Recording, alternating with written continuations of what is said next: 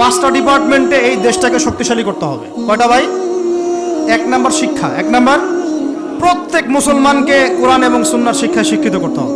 প্রত্যেক মুসলমানের বাচ্চাকে কোরআন সুন্নাহর শিক্ষায় শিক্ষিত করতে হবে এবং একই সাথে এই যুগকে চ্যালেঞ্জ করার জন্য যত সাবজেক্ট দরকার সব সাবজেক্ট আমাদেরকে শিখতে হবে ইনশাআল্লাহ।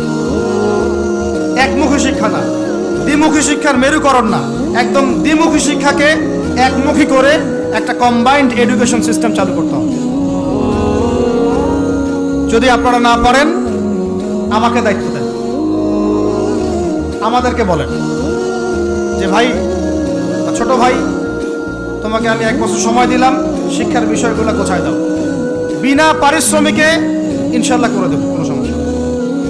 1টা টাকাও দিতে হবে না, জাস্ট একটা চেয়ার টেবিল দেন, 100 জন আলেম দেন, 100 জন বুদ্ধিজীবী দেন, করে দিব ইনশাআল্লাহ। প্লে গ্রুপ থেকে মাস্টার